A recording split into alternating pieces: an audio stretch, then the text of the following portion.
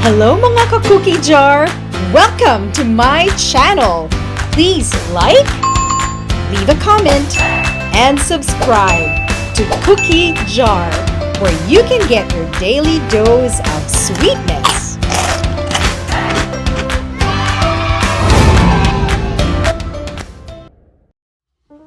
Hello mga ka-cookie jar! It's me, Jardine, once again, and welcome back to my channel. Today, gagawa tayo ng 3-ingredient Canadian meatloaf. So if you want to try and learn this cooking hack, please keep watching.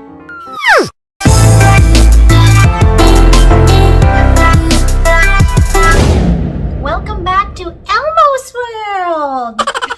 Kita-kita si Elmo na t-shirt ko. Hi! Okay ba kayo dyan? Okay lang ako dito. These are our basic ingredients for the meatloaf. Sabi ko, 3 ingredients lang. So, 3 lang. Meron tayong ground beef over here. That's about 1 kilo or 2 pounds or more, I think. Ang nandito sa aking bowl. And then we have the stovetop chicken, ano ba to? Mix. Yan o, stuffing mix. Yan. And then, if you're allergic to egg, you don't have to use egg, but normally you use 1 piece of egg here or 1 large egg or 2 medium-sized eggs. That's okay. But today, para cheaper at more affordable ang ating recipe, you can also use 1 cup of water. And I've already pre-measured that, so sure na 1 cup yan from the measuring cup. And that's it. All you have to do is mix everything together and you're on your way to a good meatloaf. I have optional ingredients here. If you want to add extra flavor, you can add chopped onion and a mixture of mustard and ketchup for some glaze.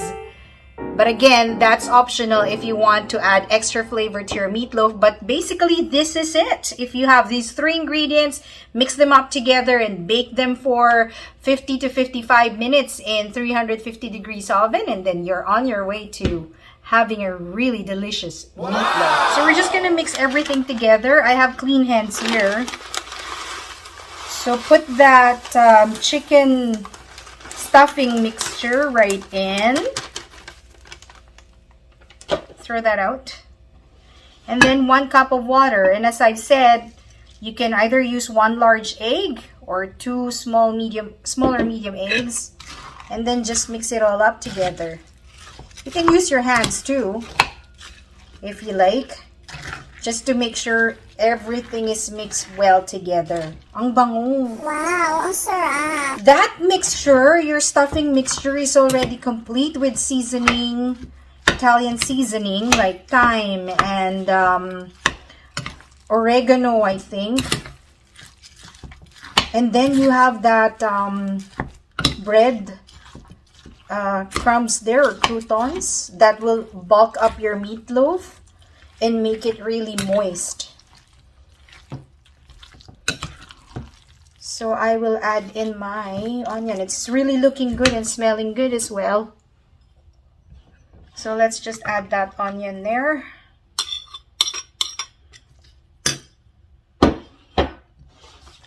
Yan, pantapat ito sa embutidong Pilipino.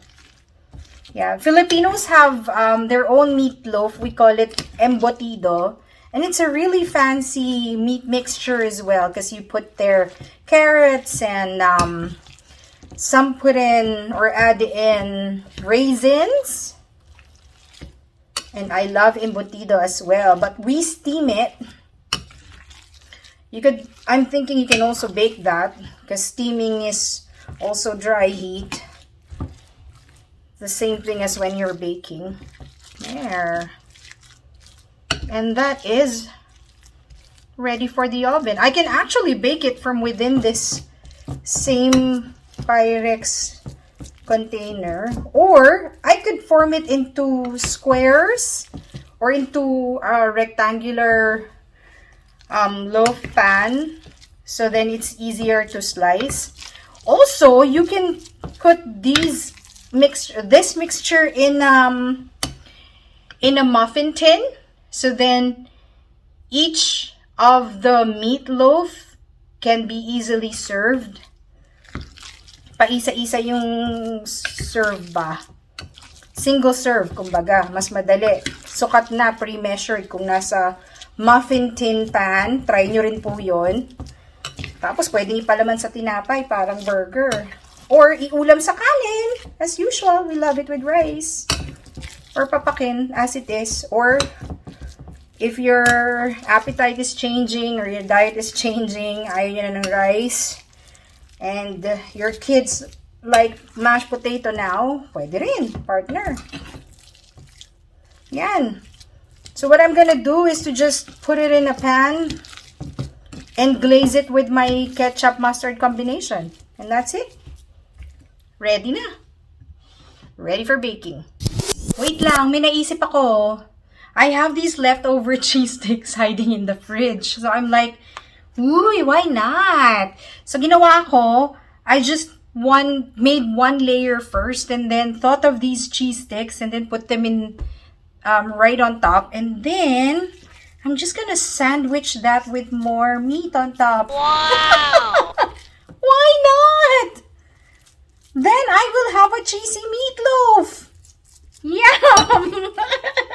Alright. And that's just how I cook here at home. Kung ano mga leftover yung mga pwedeng gamitin sa fridge, I just put them all together, and I think if it would work, it would be as nice as the original recipe as well, with a little tweak and a surprise there for my boys. I'm sure they would love that cheese surprise in the middle.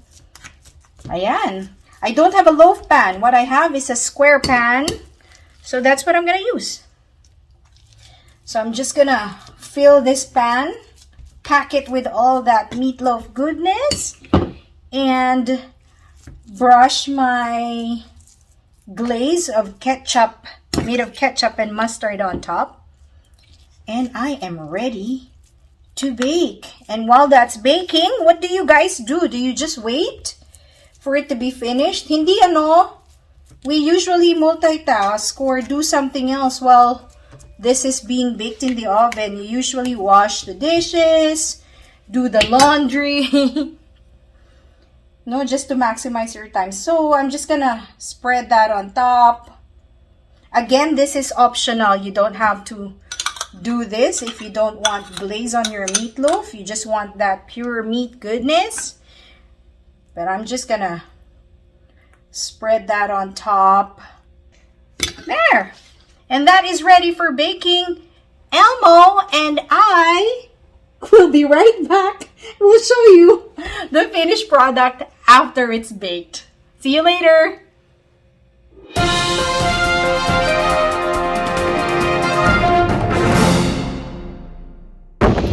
According to weather forecast, there's 30% chance of rain today.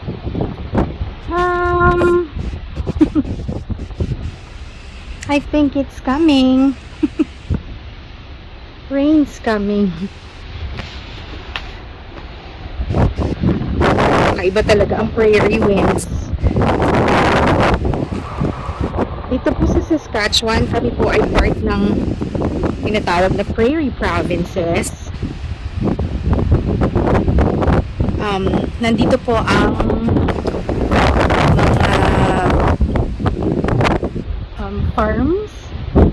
farming area, so flatlands lang po siya lahat.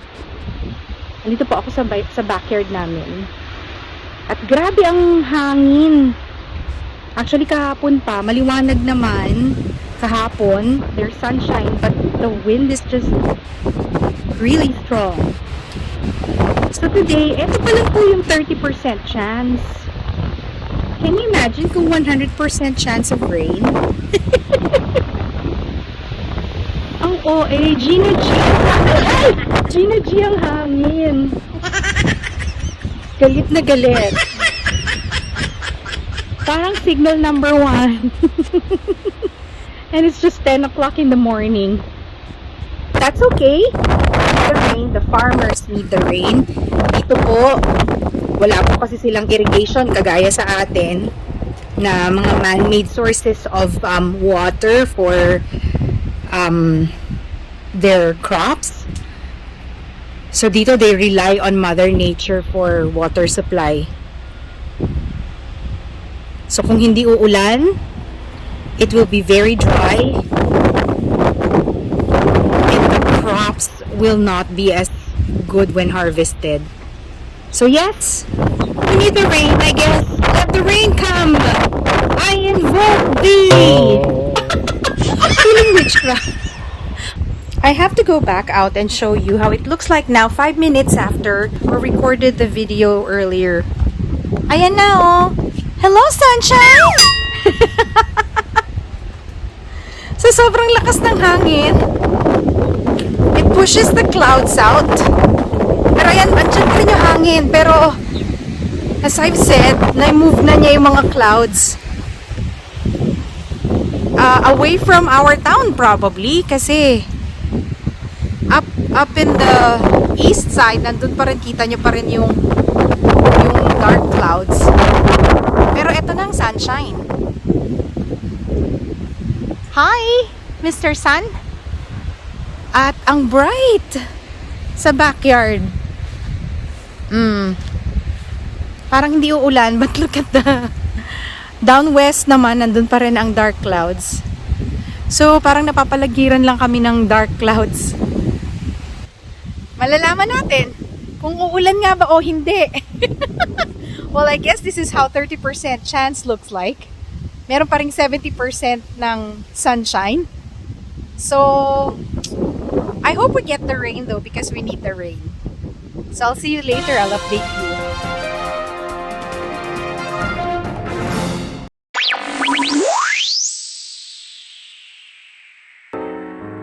Hello, here's our finished product. Ito na po ang ating meatloaf. Tingnan natin. Let's see if the cheese trick worked. Tingnan natin kung oozing nga ba yung cheese. Pinalaman ko sa loob. Okay, let's see. It's really juicy and it smells really good. Parang may special occasion. Ano yun? Mga Christmas Eve. Yung amoy ng kusina. Ganyan. Parang may birthday yan lang. Yan. I am gonna take a square out of my loaf. Yan o. Buong buo and juicy.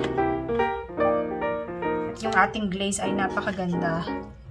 Ang kapal. Ayun yung cheese. Let's see and let's try it.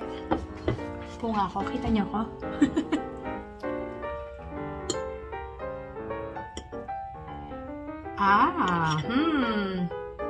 Tingnan nyo naman yung saan ko ilalagay yan? Kita nyo yung cheese? Ang nice, diba? Buong buo. O, kahit tinidor lang gamitin nyo, buong buo siya. And the cheese is oozing out of it. Kasi yung cheese ko ay parang combination ng cheddar and mozza. So, we'll try and see it. Gusto ko makita nyo yung reaction nyo pag kinain ko. Reaction ko pala. Ito.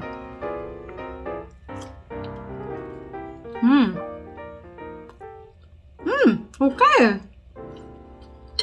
Buong buo yung flavor niya. Oh, and mind you, we didn't use any salt or pepper. Kasi yung ating ginamit na stuffing ay, as I've said earlier, may seasoning na. So, kompleto. Nice. And that ketchup and mustard glaze added to the flavor too. Nice. So, pwede i-partner sa mashed potato, sa bun. Gusto niyo palaman, pwede. Or, eat it with rice on the side, or salad on the side, pwede din. Or, papak lang, if you're into papak. Sarap! You should try this 3-ingredient meatloaf. If you've enjoyed today's video, sa palagay nyo kayang-kaya nyo gawin ang meatloaf na ito, give me a thumbs up and write a comment down below and subscribe to Cookie Jhar where you can get your daily dose of sweetness. I will see you again next time.